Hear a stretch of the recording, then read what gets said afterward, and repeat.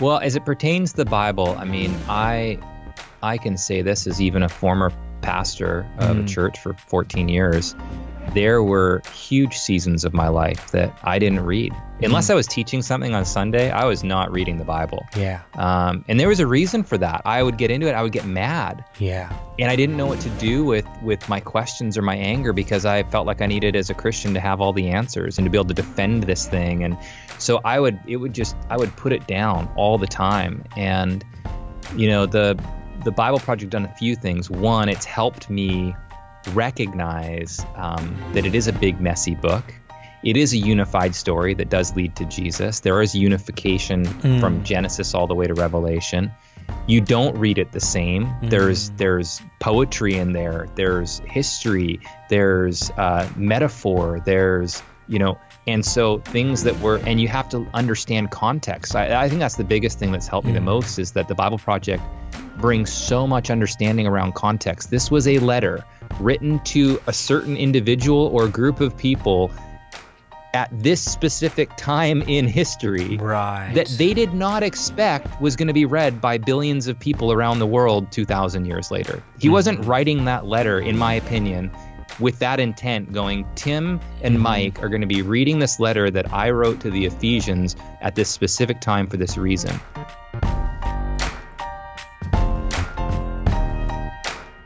Welcome back to the Justice Matters podcast. Today on the show, we have Michael McDonald. Now, he is the Director of Global Focus and Strategic Relationships for the Bible Project, which is just a fancy way of saying he oversees two teams. One team is to help contextualize the videos the Bible Project produces. Now, these are animation videos that help people to understand the Bible in its unified story that leads to Jesus. And a lot of these videos have upwards of 1 to 2 million views on them.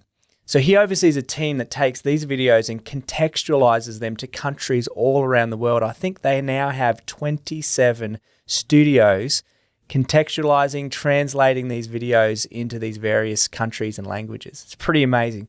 The other team he oversees just to helps manage all the strategic relationships and partnerships and organizations that utilize these videos. They're pretty awesome. But, you know, I first met Mike when he was heading up an organization called Hear the Cry that was doing incredible work both locally and globally in really addressing justice issues and helping serve poor and marginalized communities. He came over to Iraq and we first met in this coffee shop. It was called Barista, right? And the crazy thing is a year later, that very coffee shop exploded and was blown up in a bomb that was really targeting the US consulate, which was just across the street. It was a somber moment for us. I remember he had a team over with him visiting from the States, and you'll hear the details of that story in this podcast. But Mike, over the years, came and visited and partnered with the work we were doing in Iraq for several years and has remained a real dear friend. His wife, Melissa, they're one of our favorite people. For my wife, Sarah, they really are a special couple. And I'm glad and I'm so excited that I get to share my conversation and the person of Mike with you through this podcast. I really hope you enjoy it. Thanks, guys.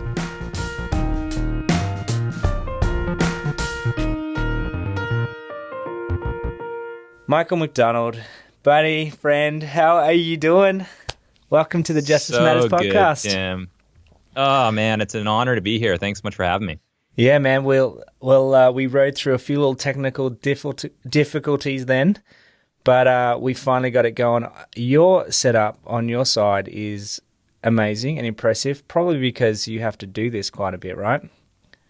I do this a bit, but it looks more impressive probably than it is. This is just like a projection screen I bought off of Amazon because I'm literally in my garage. So behind me is like my garbage, my recycling. Oh, nice. My hopefully so it's not garbage hide day. You from, yeah, exactly. Well, yeah, I kind of breathe all that in. But COVID's kind of made us figure out how to office in weird places. And so my wife's a counselor and needed the office in the house. And so I kind of took the garage over and have built out a little place to sit. Yeah. Well, speaking of COVID and your lovely wife, how are you guys doing? I know you actually had a bout with COVID. What was that like? I did. Yeah, I got it in March. It was, man, as a healthy young, well, not that young anymore, but as a healthy individual, I kind of in the beginning honestly was like, man, I hope I get COVID when I'm young, and I'll just kind of like work through it and get the antibodies and everything will be, be fine. Sure. And now I'm like, dude, nobody should get this. It is the worst thing on the I mean, for me, I was taken out. I had a 103-degree fever for 9 to 11 days straight. No sleep. Had moments where you just thought like you were going to die. So scary for my family, for my wife, who's seeing people die and cases of it. So just the emotional toll that it took on our house. Yeah. And then just having to be quarantined for 2 weeks after. I mean, we just didn't leave our house for 5 weeks, Right. And, it was rough, but it's, not to put a sugar coating on it. It's given me a ton of empathy though, for individuals that are going through this, families that are going through this. It's given me insight into that. And so, yeah, I mean, gnarly, but we're on the other end of it and both doing okay. Yeah. Oh man. And there's obviously this wave of it. You look at the research and you realize it comes and goes in kind of outbreaks. And so, and I know the US has gone through a bit one. We've had an outbreak in Melbourne, Victoria, which is locked down the whole city again. And so, yeah, my heart really does go out to people that have been impacted. Like personally, I've known a few, you being one of them. And nobody ever wishes this thing on anybody. And we hope we can. Especially coming from New York. I'm sure you've had friends out there. I mean, that's a whole. Yeah. Yeah. The impact is so multiple fold, Yeah. Well, I was thinking back just the other day when we first met, and I don't know if you remember this. Of all places, we met in this Starbucks fake lookalike coffee shop. Opposite called Barista. Yeah. And you're living in Portland, the home of Barista, another coffee shop, right? Wasn't there a coffee shop? My favorite coffee shop in Portland at the time was Barista. I literally went there every day of my life for the last 10 years. So when I showed up in Iraq and the first place we stop is a coffee shop called Barista, I felt like I was home. I felt like I've found my people. I feel like I'm in the right spot. Oh, it was amazing. You and your wife, Bob and Maria. Who else was on that? Was on that trip? Day was on that trip. That was it. I think it was Day, Bob, Maria, me, and Melissa. Okay. Yep. So the five of you, we get you from the airport. We go to this coffee shop. It's right opposite the U.S. Consulate, right? In the part of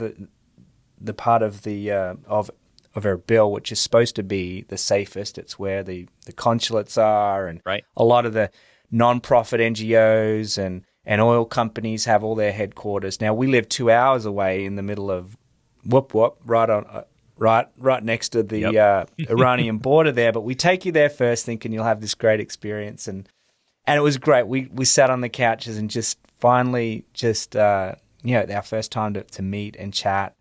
The weird thing is, though, that very same, you came back a couple years later, or maybe just a year later, on one of your several trips. We were with a team you bought from Portland. Do you remember getting that phone call? We flew in. Yeah, well, we flew in and we stopped at Barista because we'd also go to that bread shop that was right beside. Yeah. And like epic Turkish bread. Mm-hmm. And we stopped there because we took all the teams there because it was like my first stop, so I want to get everybody there. The next day, we're sitting enjoying a meal, and we got a call that Barista had blown up, and the consulate. The day after, like if we had, and the consulate, if we had flown in just a day later, there's a chance we could have been at that spot. It was very sobering, for sure. Wasn't it? It was also the first team that I think I brought of just other than myself and my wife and friends. People that I took a group of people and friends there, And so it was kind of it was a sobering reality for sure. Oh, yeah. We were in a little pizza shop. The mayor of our town calls us and says, "Are you guys okay?" Knowing that we had your team that was coming in. And yeah, they had targeted the U.S. consulate, ended up blowing up half a block full of buildings, hotels, and in particular, this coffee shop was at the center of it. And you're right. Though that telling that story may, for some listeners, think, "Wow, this is just the most dangerous, craziest place you could live." But it is a sober reminder that life is fragile, and there's a lot of people out there that are confused and think that by making a point like that, that I guess their agenda, or whatever their purpose that they're trying to fight for, will come to pass. But it makes me also think about the news I'm getting from Portland right now, which makes it feel like it's a war zone. Where when people watch the news and think of Iraq and thinking, "Oh, it must be a war zone," my hunch is it's not the reality. So I'd love for you maybe to talk into that just a little bit. That's a great analogy, because I think that's very, unfortunately, it's that explosion gets the largest megaphone in what's happening in Iraq. But what they don't see is all the other days where you've got kids going to school and families, doing this, and dads being dads and moms being moms, and people taking care of refugees, and mayors that are just, hearts of gold. Exactly. You don't hear all of that, but you hear about this one explosion. And I would say, but the explosion did happen. Yeah. Too. You can't I would say in wash Portland, it away. Yeah.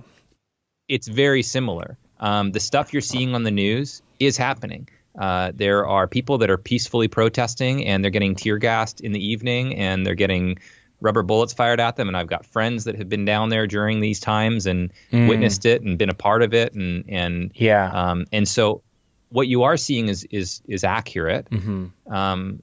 And not to take away from that, but in the same reality in Iraq, 5 blocks away, you've got people sitting at a coffee shop drinking coffee. You've got kids that are, in the playground. You've got people going to work and people going home. And so it's not the full story. It's not the full story. Yeah. Portland is still Portland in a lot of ways. And there's a part of it that there's this thing happening.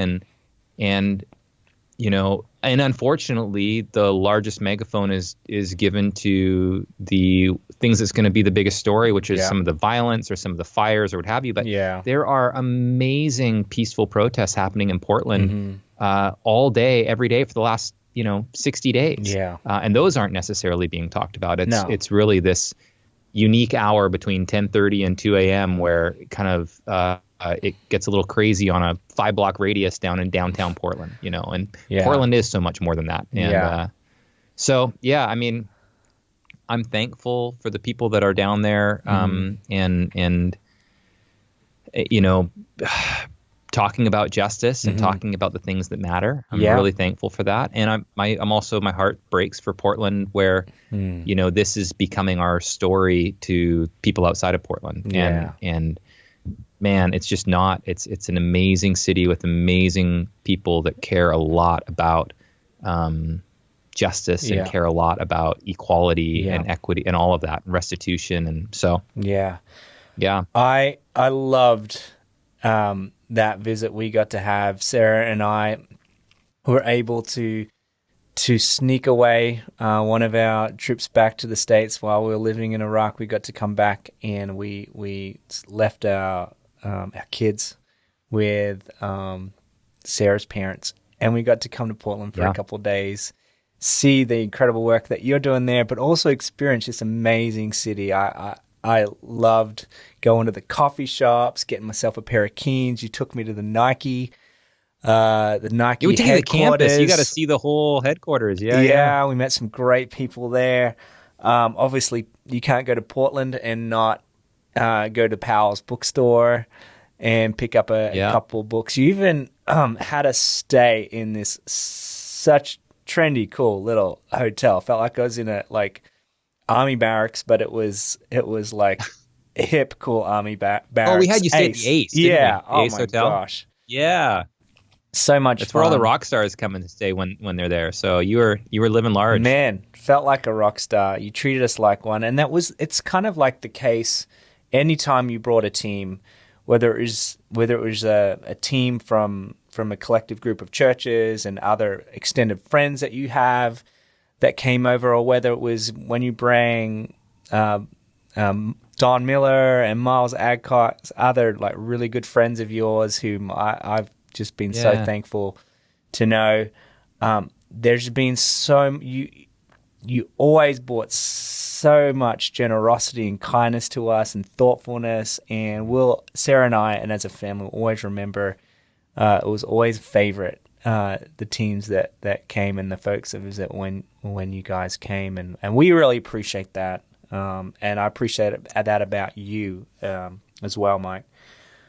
Yeah. Well, you guys, I mean, not that you need to hear this necessarily, but I mean, you were family. That was the thing. It didn't feel like we were just visiting, an organization or a place. We were visiting family. It's just the way that you guys welcomed us into your home and your kids. And I mean, I just felt like an uncle to, these amazing kids. And so it's just what we would do for family. So you guys it was so much fun. Yeah. I mean, it's the beautiful thing that this world can be so big, yet you can feel so close and connected with people so far away. Mike, I want to get into a lot of the work that you do, but I always love hearing your story, and I think your journey as well. Obviously, you're a Portland guy, but really more than that, you're global. You're like this global citizen, and I think that has informed not only your ability to connect so well with people all across the world and throughout your life and work as well. I mean, that's just what you do so well. You are the relational master at just bringing people together and connecting people, and doing so in such a great, I think, such an empathetic and strategic way. Your story, though, is it's interesting. I mean, when I first heard it, I was just blown away. Do you mind going and sharing a bit about your life? Sure, gosh. I can, I'll try to do it in the context of even what we're talking about. Because any of our stories, I feel like, are, they're ours, and they're all really unique, and none of us, get into this world unscathed. And so there's history and things there, but it makes us who we are. And I think my story, in being able to reflect and tell it with others, has helped me also define, gosh, that's where I learned that, or that's where that came from. And I didn't grow up in Portland. I grew up in a small little ski town up in Canada. So a tiny little, under 10,000 person up in the mountains, hippie draft dodging little city. That was my upbringing.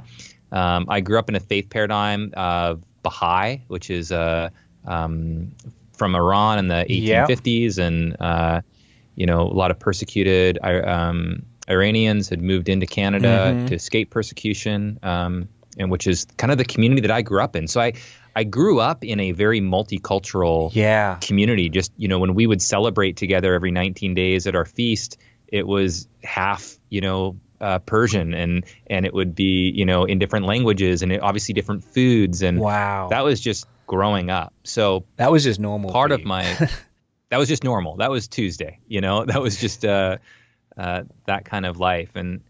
And then, and like my mom is a very adventurous, wild spirit in that sense too. When she graduated high school, she went and moved and lived in caves in the Canary Islands for 6 months. And then when she got married to my stepdad, when I was 3, they went on a 3-month honeymoon to India and just left us kids back behind. But we were super young, so we don't really remember that. But that was like her, very just sees the day, the world's all open and safe and great. That led to when I was 15, actually just turning 15, and my brother was 12. My mom sent us to China to go to a women's conference that was held as 1994. And it was all around the inequality that was happening around the world for women. And so there was So how old are you 40,000 again? people there. You're 12? I was 14 turning is- 15, and my brother was 12. And she didn't go. So she just sent us with an envelope of money. Are you- And was just like, Dude. you're heading to this conference. And we were gone for, month and a half. It was over the summertime. We were gone for, Oh my goodness. quite some time. So that meant that like I was finding it at 14. And I guess when you're 14, you think you're a lot older than you are. Looking back now, I'm just like, gosh, so many bad things could have happened. But I mean, we had to find our own place to stay, and we were figuring our own food, and we were figuring out everything when we arrived. I lost my brother. You lost your brother? Day one, first day, like I got onto a bus and everyone kind of piled in behind me, and my brother like just got left, and took me a few hours to find him. And it was right in Beijing, so it's not a small town. Like there's just bazillions of people. Anyways, we're both okay. Everything's fine. My brother had huge culture shock, and he really suffered for that month and a half. But later ended up moving to China for like 10 years and married a gal from there. So he did okay at the end of the day. Anyways, the whole point of that story is that is what, when I went to that conference, and most of it was learning about the injustice that's happening to women around the world. So meeting people from Afghanistan and Iran and all over the place, hearing stories of injustice.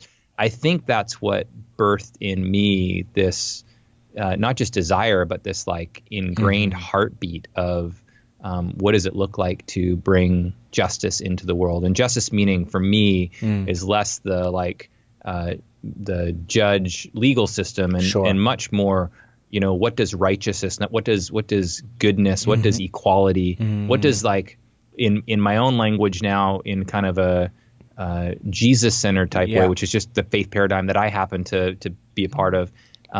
This idea of like a kingdom of heaven, like that kind of stuff. Like so, heaven on earth. What does that look like? Heaven on earth. What does that look like? And how do we be a part of being the vehicle to bring that as image bearers, you know? And so, that was me. So then I was, came home. That kind of, I think was the trajectory of where I would go in the future. I ended up going on a like find myself trip when I was 19.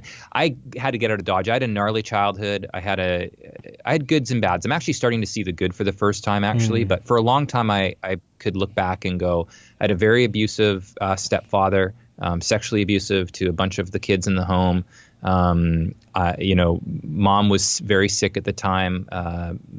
So in that, from my memory, which is limited, I had to get out as soon as I could. So when I was 17, graduated, got out of Dodge as fast as I could, moved to Calgary, which is kind of a bigger city in Canada, got a job at a clothing store, ended up managing that clothing store, realized I didn't want to be in a mall for the rest of my life, so I quit after about a year and a half.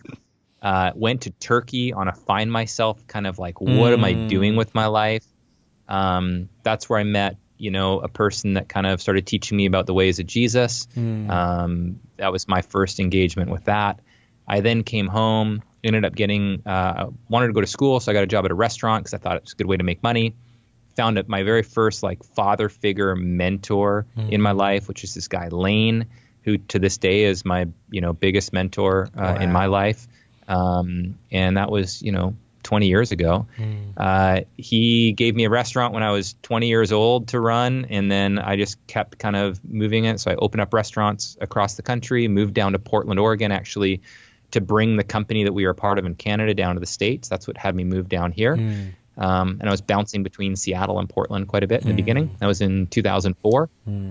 And in moving to Portland, I got kind of connected with a church here in town called the Mago Day Community. That's where I met Don Miller, who we brought out to Iraq, and many others. It was kind of a newer church plant in Portland, but had been around for a few years, so a little bit established. And that was the church for me that I was like, I think I want to get rid of doing this restaurant thing and serve the church in some capacity. And what was unique about that church? Because it didn't have that. It wasn't. For some people, the image of church might just seem like It could be a plethora of things. Yeah. But what was so unique about Imago Dei for you? For me, so just even in the name, like Image of God, they really did that in the city. Like they were the first church that I had been a part of where this idea of being unified in what the city is, where they're at. So in terms of taking care of the homeless, in terms of, it wasn't just lip service or this idea that we should do it. It was very much just like, we do that first and then other things will follow. Right. And it was this embodiment of kind of, it was very much a lifestyle. Okay. And, the pastor, Rick, is the guy really in Portland with a few others that really would like sit down with the mayor and ask, instead of being like, hey, we're the church and we're going to do this, he would sit down and go, man, what are your biggest needs? What are your biggest, like, what are the things that like no one's showing up to? How can we serve, you and the city in the best way with no strings attached? Not to like, I'm not going to like tie a Bible to everything that I'm doing. It was just, how do we show up and just be the people that you need in the city? And it took a little bit to build a relationship, but once that was done, it was a school system. Schools needed help, mentorship. Wow. There was a number of things that started coming up. Then all of a sudden it was homelessness. It was refugee care. It was, the big things that the cities was coming up against. They would actually talk to us about, and would, foster care. That was a massive one. That our city's just like, we don't know what to do with foster care. We've got too many kids and not enough foster parents. And we're like, great, we'll answer that call. And not just us, like a bunch of churches, we're going to rally together and not put a church name on it, but just put this is just us showing up. And Imago is very unique in leading the charge in that. Yeah. It's that sense where justice isn't, like you were talking about, it's not just about being though it has aspects of being a protesting advocate, or being even that picture. I was trying to find, I'm looking up justice images on the website, and you get this gavel and the hammer and of a judge, and it's like, but I think in the best and most purest way, it is a lifestyle. It is something that is integrated into your life. It's not a moment or an event it is this ongoing process. And, when I see maybe the mission and vision of any church community, it is to be at the point of needs wherever they are in the community, whether that need come from a mayor or a school or institutions that make up society as it is, wherever there's need, wherever there's hurt, wherever there's pain, wherever there is inequality, wherever there's oppression, wherever there's injustice, that is where we need to be as people. Not just as an institution per se, but as the people. Absolutely. That is what I know of Imago Dei to be, and now a lot of other great churches in Portland that I got to see and around the world. And hopefully in this moment that we're at, more and more churches will realize it's less about the event on Sunday, whether you can gather or not in a big building, and it is more about being thrust out into the community. So true. Look, speaking of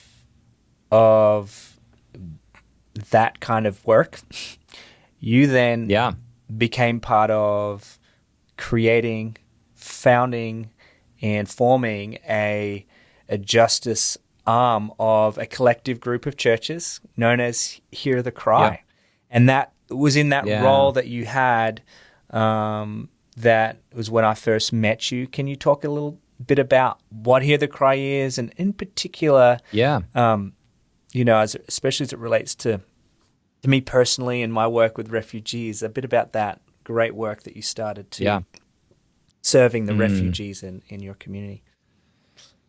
Yeah, the heart behind Hear the Cry was, and I was a part of another church at that point on staff, and had the privilege of kind of building this thing out, which was really this idea. It comes from Exodus, that God heard the cry of the people In and slavery. met those needs. Yeah. And so this idea was very much a like, we're connected. Let's hear the cry of people around the world, in our own city, and around the world.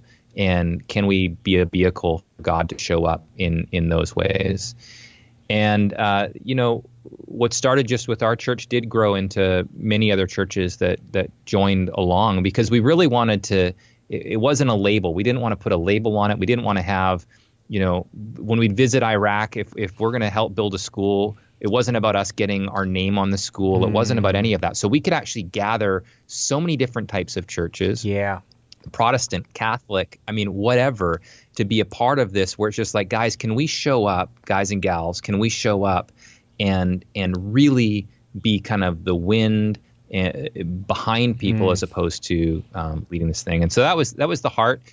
Also, that just, I think a part of discipleship is to learn and understand what it means to bring justice and compassion into these areas. And so instead of just talking about it on Sunday, it's then giving a pathway for people to actually do that.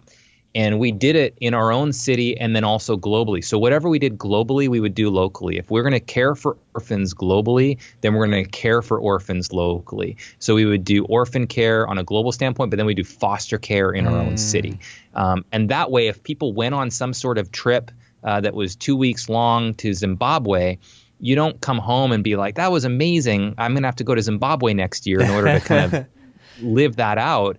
Yeah. It's like, no, if you've got a heart to care for orphans, let me introduce you to this foster care system and introduce you to all these orphans in our own city.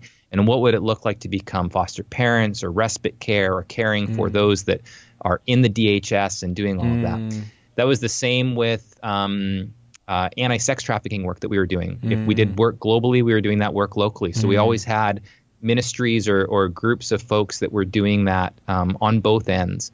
And then same thing with refugee care. And one thing we found was, for some people, going to Iraq is crazy. Yeah. There's just no way they're going to do it. They've never met somebody that is from an Arabic-speaking, culture. They've never met somebody, a Kurdish person before or anything. So their idea of that is just so crazy. What was awesome is that we could actually go, well, why don't you meet with one here in Portland? Let me introduce you to an amazing family that I met a few months ago. Yeah. And we would get to take them for lunch, and they'd get to ask questions and dialogue and interact in a safe, wonderful way. And then afterwards, they're like, that wasn't that scary. Maybe I would go to Iraq with you. And all of a sudden, those people were some of the ones that were coming with me to Iraq. And what was so great is that then when they would come back home, they would dive back into that community, and there'd be so much context for these relationships with Kurdish people here in Portland. And when you had somebody say, "Oh, I've been to Kurdistan," my gosh, those families would just, it was just like your family. Like you're welcomed in, you're sister. drinking tea, you're a brother. There's just no getting out of it. And so the texture that would happen with those relationships from a local and global standpoint, and that was a big part. We were doing refugee care globally, and that meant if we're going to do it globally, we had to do it locally. And we called a couple other churches that were feeling a similar heartbeat to that. Imago Dei was one of them, one called River West, and then from us at Bridgetown and Solid Rock. And we just kind of created a little thing called the Refugee Care Collective. The great gal, Megan, who was the very first person in our church 10 years before to raise her hand to help out with refugees in Portland. We were already doing some of this work, but it was on a very small level. Yeah. And you had I remember when I was with you, there was like even a warehouse at that point. Was that we did years later? Yeah, so that was part of, we ended up building that out. Yeah. So all of a sudden we had all these churches, not just all of those three. Now we had like 50 churches from the city that were saying, we're going to meet the needs of refugees in our city. So they were building welcome kits that were specific to age groups and, gender and all that kind of stuff. We would get all of the mattresses that are brand new for their homes. We would help them move in. We'd meet them at the airport. And then we would pair them up with a community that would walk with them at least for the first year, but hopefully forever, to really help. I mean, you know all of this from what you do, but help with everything. Like how do you turn light switches on? Totally. And how do you pay? For when someone comes to your door and says they need to sell you cable, you don't need to say yes. Like you don't have to. There's just so many things they just don't know. In the same way that I wouldn't know if I all of a sudden picked up and moved my family to Iraq, which you've done. And if you don't have friends and people that are walking you through what does it look like to live here, you're lost. You would just you're lost. And so how scary. And so that was Refugee Care Collective was really this idea of can we gather people to really respond to this and actually start having some great conversations around. I mean, at that point, there was so much fear around the Middle East and still is. But I remember this time specifically, there was around terrorism and there was just so much stuff that was being put on this, idea that if refugees come in, everything's. And so we wanted to be a part of that conversation to go, that's just not the case. Yeah.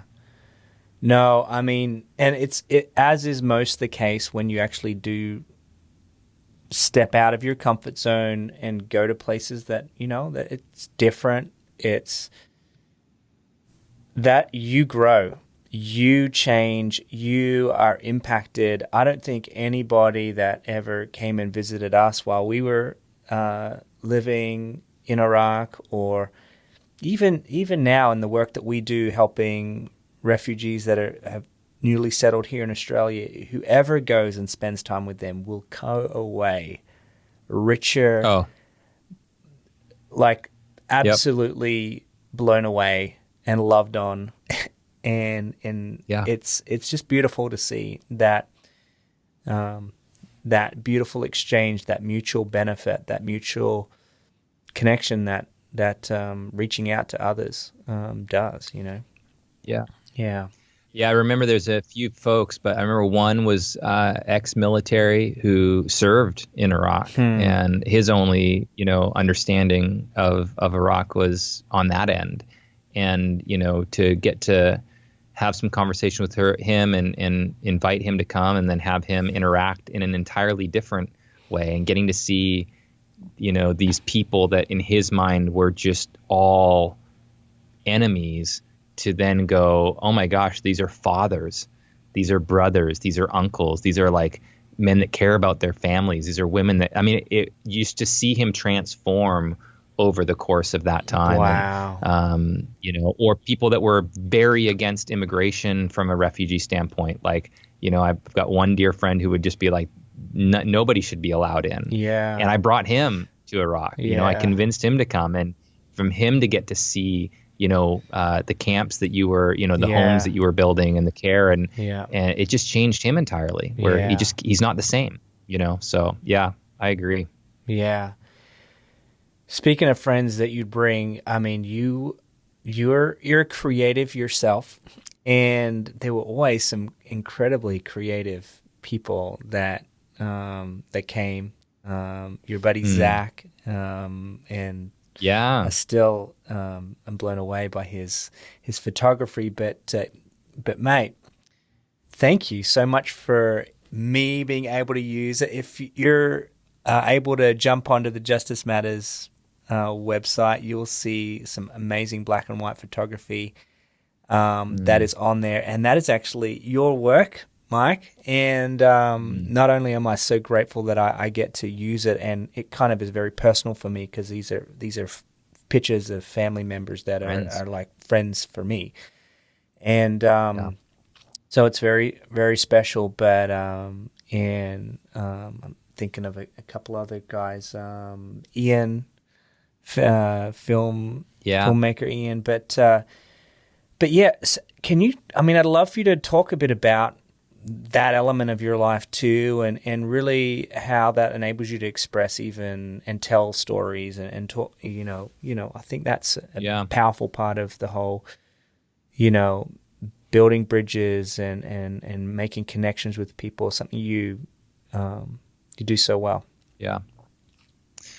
Well, I know from, I mean, I would never call myself a photographer. I love photography.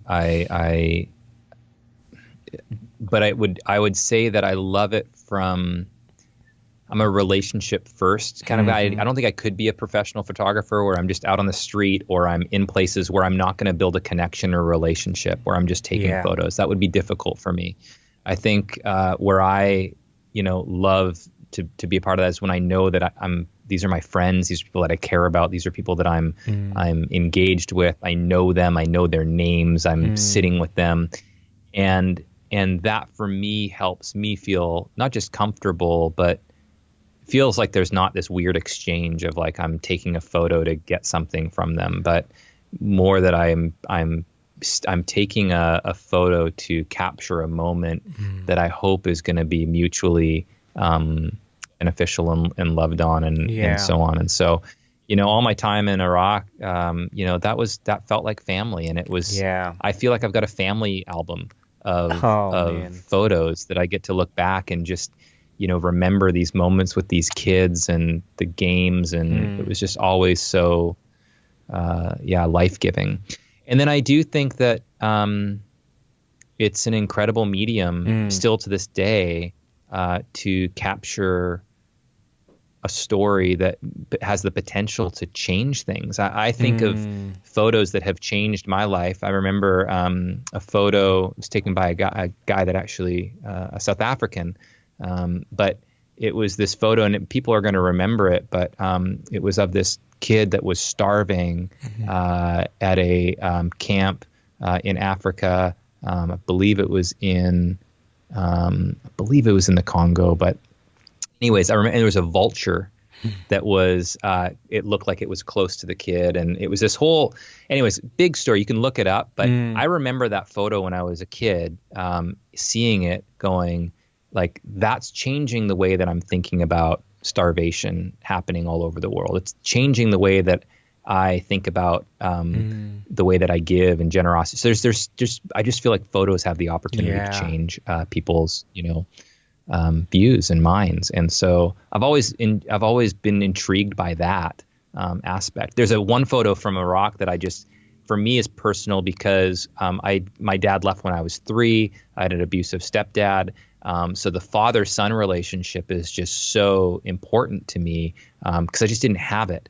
And I've got a photo of a father and a son that are kind of squatting down at the camp. And that to me, for the rest of my life, it's going to be one of my top 3 favorite photos because it means something to me. This kid is modeling this like they're sitting the same way. You can just tell they're related because they're just literally like their DNA is just like sitting. And so, things like that, mean a lot to me. Getting to do that project in New York around the Me Too kind of movement when it kind of launched when I was there and ended up being a centerpiece. And I had the privilege of photographing Tirana, who started the Me Too stuff 20 years ago. Most people don't know that Me Too actually started 20 years ago. It was just the hashtag that kind of got popularized at that time. But getting to and spending time with victims. I photographed probably 10 women that had all been, it was for many of them, it was the first time that they were sharing that this had happened to them. And so that was a very hard, I'll be honest, it was one of the hardest things that I've ever gone through. It made me look at my own contributions to the problem. Even as someone who went to China to learn about inequality, I'm still a part of a system. I'm a husband that, like there's things that I didn't realize I don't think about. And to me, taking those photographs and looking at those photographs is a part of my own transformation. It's a part of me becoming hopefully a better version of myself for the future and for my wife. And I think photography has the power to do that. Yeah, I mean, I think you've said it so well. I mean, beyond statistics and facts and numbers, art, particular photography, I think is such a powerful way to take you into a moment, into the story, into the emotion, into places, and move you in ways that that other mediums can't. And I love how, you use that gift in so many ways to give voice to the voiceless. It's a powerful way that it's been used. I know by you, and I love, jump on over to your Instagram. You'll see a good taste of some of the stuff that you do. Is there any other places that people can find it?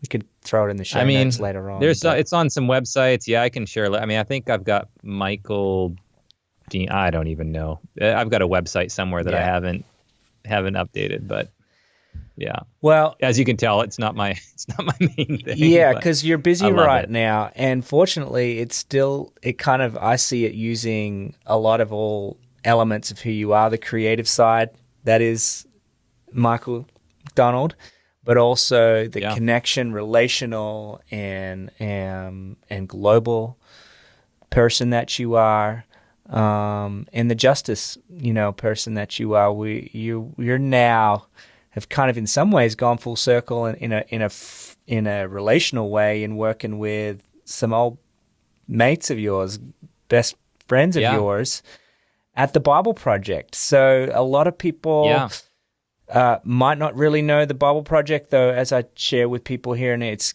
becoming quite, especially within those of a faith background in Christianity, it's like probably one of the number one tools that people are using these days. Look, you'll do a better job at explaining it and articulating it quickly and well. Yeah, so the Bible Project we're a nonprofit animation studios, and to put it simply, we make cartoons about Jesus for the internet. So it's a pretty simple, explainer videos around the Bible. And for me, in kind of the faith paradigm that I'm a part of, if you ask anybody, hey, would you like to be able to read the Bible like more clearly? Like, is it a weird book? The Bible's a weird book. It's a hard, weird book. And I feel like as Christians, we're often not given the permission to say that, but that's just the reality. And it's interesting because it's tons of different authors in tons of different time periods, written in a bunch of different ways. And we read it like it's all just like this, we read it all the same, and it's just hard to understand. And so I'm super thankful. Two friends, John Collins and Tim Mackey. Tim's kind of our Bible nerd, Bible scholar, and Tim is really kind of led the charge in explainer videos. He was working he had his own studio, but was doing them for Google and Apple. Oh, is this John? All the big companies. This is John. Yeah. And so people would approach John to kind of help them explain really complex things in a simple, short way. And John was brilliant at that. He's incredible at asking questions. He's a learner, no ego, just awesome. Tim is that like Bible scholar, like moved to Israel, learned Hebrew, is just, his favorite pastime would be reading tons and tons of books and, being in a cave by himself and just learning. And maybe with his family. He loves his family, but you put the two of them together and you've got this, and a skateboard, totally. And you put these two together, and that's the Bible Project. You've got these, brilliant videos about the Bible, but just done in a really creative way that allows you to understand and actually do that. And so we make videos, we give them away for free. Everything's free. That's for me the justice piece. When I would travel around all over the world, throughout Africa and the Middle East and everywhere, one of the things for those that wanted to learn more about the Bible, there's just not a lot of resources out there for them. And, so it was so neat to get to be a part of the team. And that's the part that I oversee. I oversee all the global focus stuff, which is all translating our videos into other languages, and not just subtitles, but actually redoing all the art, redoing all the voiceover. So it actually, and contextualizing it for that specific language. So we're redoing scripts, we're redoing things that make sense for that area and that language. And so it's a huge undertaking. We work with local, national, indigenous people to do that. So I've got 29 studios around the world that are working on this right now. That is phenomenal. We've got, hundreds of contractors that are a part of that, and language advisors and everything else. and we're getting these videos done for other people. And again, that's all for free. Like everything's just, given away. And so I love it. I get to, use my relational friends and gifts and things like that to help be generous in that way. I get to, be here in Portland with friends that happen to all work together now. And that's a lot of fun. It kind of felt like a coming home. And it's great. And here I am in my garage. And, as you were talking about that, for me, growing up, you know my story. Growing up, my parents were missionaries in Indonesia, and then my whole life being surrounded by various cultures. They were also in Western Papua, which is in the tribes, the Dani tribes, and that kind of framework that I grew up with of just parents and a family and environment that just wanted to love on and to serve others. And it's always been, as I've read the teachings of Jesus, as I've read the teachings of the prophets that talk about, there's this theme of justice, of fighting for the oppressed. You cannot read the Bible without seeing this theme from beginning to end of an arc of the alien, the orphan, the widow. We need, God's heart for them is just overwhelming, and so is anybody who would be a follower of Jesus or to love God. You cannot love God and not love your neighbor. And as Jesus would say, your neighbor actually is also your enemy. He's also the person you might be indifferent to, or the person that's different than you, the person you don't understand. That's kind of driven me, and I love the way what the Bible Project is doing now is bringing a lot of that to light. You've got even a series on justice. But for a book that can also be weaponized by people as well, I love the ability that this project and this work that you're a part of has the ability to really counteract a lot of that approach to dealing with this beautiful, ancient, mysterious text that we is so powerfully informative in our lives and the way we live. For you, how has the Bible, or how has even your work there impacted you in your own life and your own passion for fighting for justice? Yeah. Well, as it pertains to the Bible, I mean, I can say this as even a former pastor of a church for 14 years. There were huge seasons of my life that I didn't read. Unless I was teaching something on Sunday, I was not reading the Bible. Yeah. And there was a reason for that. I would get into it. I would get mad. Yeah. And I didn't know what to do with my questions or my anger, because I felt like I needed, as a Christian, to have all the answers and to be able to defend this thing. And so I would put it down all the time. And, the Bible Project done a few things. One, it's helped me recognize that it is a big, messy book. It is a unified story that does lead to Jesus. There is unification from Genesis all the way to Revelation. You don't read it the same. There's poetry in there. There's history. There's metaphor. There's, and so things that and you have to understand context. I think that's the biggest thing that's helped me the most, is that the Bible Project brings so much understanding around context. This was a letter written to a certain individual or group of people at this specific time in history, that they did not expect was going to be read by billions of people around the world 2,000 years later. He wasn't writing that letter, in my opinion, with that intent, going, Tim and Mike are going to be reading this letter that I wrote to the Ephesians at this specific time for this reason. And now, I mean that it's incredibly important to understand, and I believe that it's breathed by God. All the things that people are going to be like, wait a minute, is he saying that the Bible isn't, God's word? Absolutely. But I do think that we have to understand the context in which it was written to see what it means to me in 2020 for my family and for myself. And the Bible Project has done such a good job of teaching that. And it's allowed me also to still have questions and not throw it away. Say that again. It's allowed me to realize it, God is so, if you read in the margins of my Bible now, I feel like I've had permission. I've circled stuff and been like angry or like, I don't agree with this. This makes me really mad. I actually don't understand this.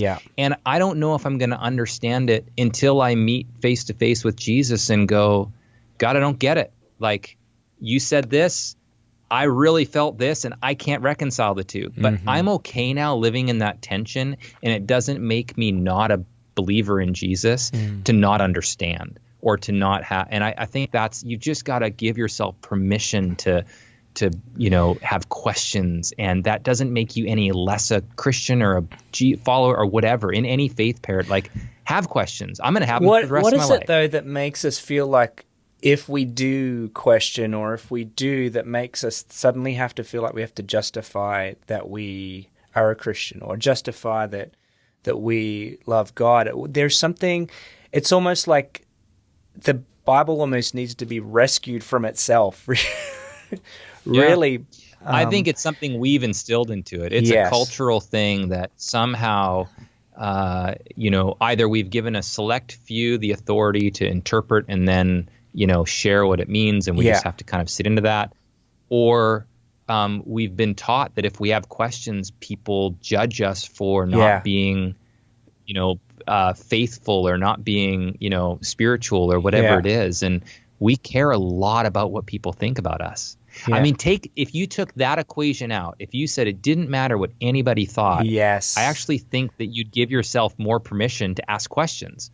And that's, as I've gotten older, and maybe some of it's from the Bible Project, some of it's just getting a little more gray hair on me, where I'm like, I'm okay if you want to judge me for not understanding the entire Bible. I'm really okay. And I'm going to keep digging into this. And so. That is so important. It's hard because we live in community and we want to be accepted by community. And so it's hard not care what other people think. The sad thing is, though, you get when you don't allow the Bible or any text really, when it has this weight to it, where it can be like, well, it says it here, bang, I can smash you over the head with this because it says it here. When it doesn't. It's not allowed to have nuance. It's not allowed to. It does.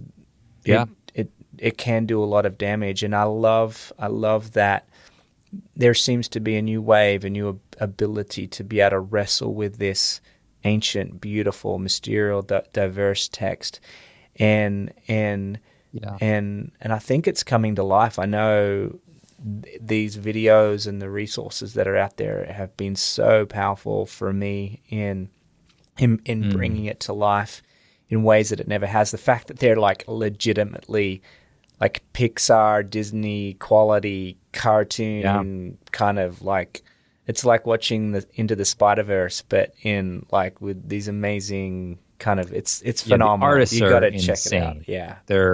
We've been able to pull people from all those places, and Dark Horse and DreamWorks and all these places that are part of, a lot of them are part of the project. And so it's pretty, our artists they blow my mind every single time. You got the best of the best. And then when it comes, and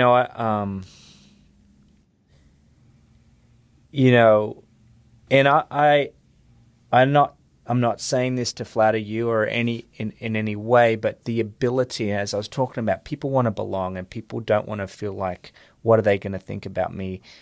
One of the things I've loved so much and I've learned so much from you, Michael, is this ability to have such an eclectic, such a broad community around you where everyone actually feels like they belong, where they actually don't have to worry about what their faith is, or what they're thinking, or what's interesting to them, or what's important to them, and they can be with you know you as a friend. I've appreciated that from the many times we've got to just hang out and be together.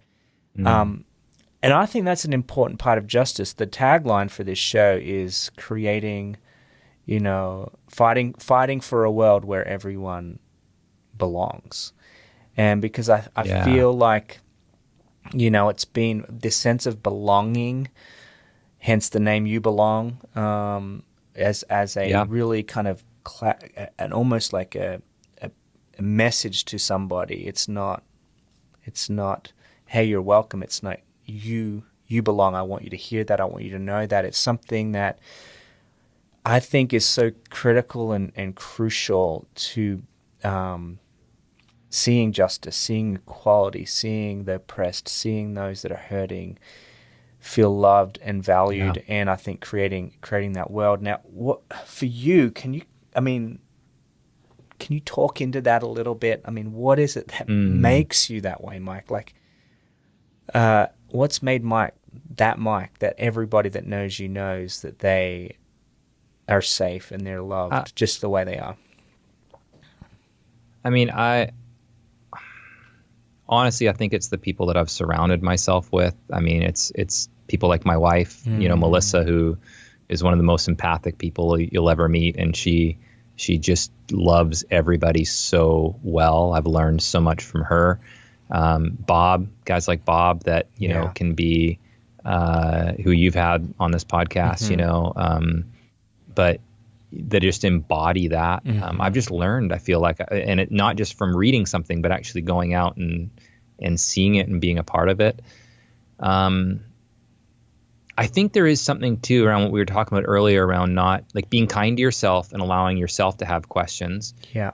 If you allow yourself to not have all the answers, you're not going to make everybody else also have all the answers. So there's something around like the way that you treat yourself is going to be how you treat others. And if you give yourself a ton of freedom to learn and grow and not have it all figured out, and I'm going to be a different person in 5 years than I am today, then we also can extend that to others and can, I just want tons of different types of friends because I've learned so much from them. I go into these friendships, with this idea. I mean, I felt like that in Iraq. I loved getting to sit with people that had a different faith background with Islam and get to sit and go, tell me about your favorite part about walking your faith in Islam. Tell me about your favorite, interaction with Muhammad. Tell me about your favorite way that like this impacts your family. Like I want to learn from you about this. Like I want you to shape me. And if you're afraid of that,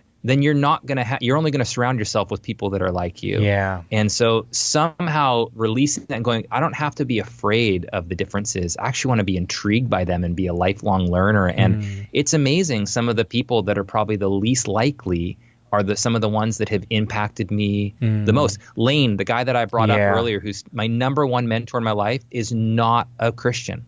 Yeah. He's the number one person in my life who's taught me more about what it means to be a human and with generosity and leadership and integrity and all these things that we'd be like, man, that's a great Christian. That's like, he's not a Christian. Yeah. And I still put him as my number one. Yeah.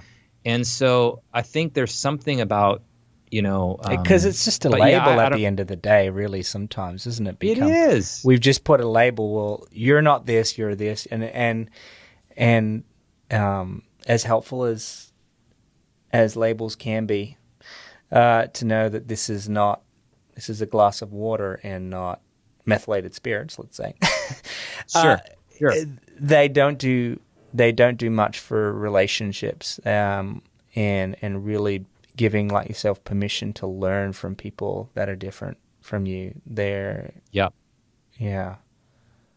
And I think you've got to go in. I mean, I remember taking a few people to Iraq, because again, that's the world I lived in with the kind of Christian paradigm. But needing to sit down with them and go, I don't want you sharing anything about Jesus or the Bible or anything unless you are authentically willing and excited to learn about them and their faith. Yeah. You don't get to go and share and teach something unless you're willing to actually listen and learn. And it needs to be real. If you can't do it with authenticity, then just don't talk about it. Like, talk about other things, talk about, being a dad or life or whatever. But we're not going to talk about. And what's hard is, like, you get over there and faith is such an important part. It's the number one thing they want to talk about. It's the center of all of it. All the things you're not allowed to talk about in the West. Politics and faith and right. It's all you're going to do. You're going to grab a backgammon that's set, pretty and much you're going to it. sit down and you're going to talk about faith and politics and soccer. I mean, that's going to pretty be much the whole or football. Exactly. So I think that was, exciting for people to kind of get to that point where it's like, I don't have to be afraid of those conversations, and I can learn about these individuals and watch how it shapes you. Yeah. Oh man. Well, you've shaped me. I miss the fact that I'm not stateside at the moment, and though it probably would have been real, no one's going anywhere right now, and it's kind of sad that we don't get to be a part of, interact and engage in this beautiful world of ours as much as we'd like. But I'm grateful that I still get to call you up and chat and for everybody. Yeah, we'll be doing this for a long time.